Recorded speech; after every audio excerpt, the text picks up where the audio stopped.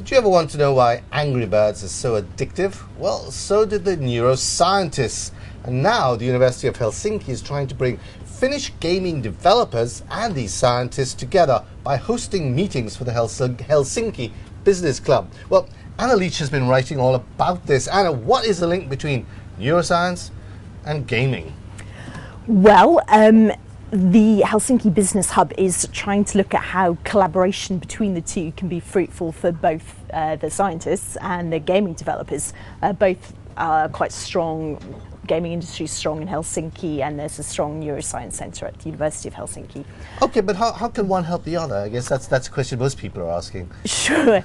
It's not an obvious one, but for gaming developers, there's a short-term benefit that neuroscience measurements allow for greater games testing, so you can measure concentration on someone playing a game, which allows designers to see when concentration's dipping, where they need to tighten up the interaction. That's when you find out how addictive Angry Birds is. Sure, that's right. That's the short term. What colours work well, what music works well.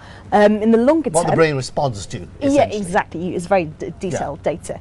In the longer term, we're thinking about games that you control with your mind, so things where you can move things on the screen by just thinking about them via headsets.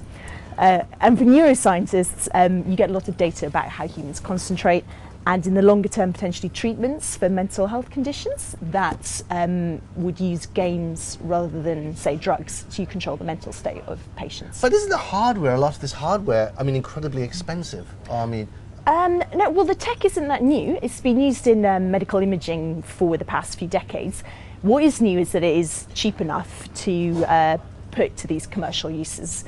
So these headsets, they're not perfect. There's still a bit there's problems, but they've got to a level where they can be used. They're about the same cost as a Wii, for example, and they can be used for games and for software.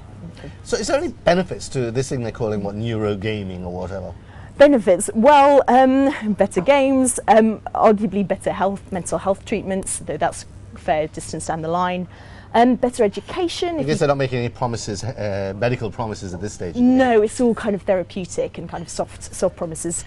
And we're talking about the kind of 10 years, 15-year outlook here, but there's possibilities like mixed with Google Glasses, you'll be able to walk down the street and see what the mental state of the people around you on the pavement are by sort of putting a visual I'm not sure I would like that particularly. Well, but it is interesting. Okay, so and this basically would put the Finns right ahead of at the forefront of a fairly key industry. Yeah, well, they seem to be angling to secure some government funding to allow the kind of strong gaming industry they have in Helsinki to explore these avenues. And VCs aren't particularly investing in it now because it's such a that's venture capitalists. Yeah, venture capitalists is the down the line tech. But yeah, the Finns are assuming a strong position. Anna, thank you.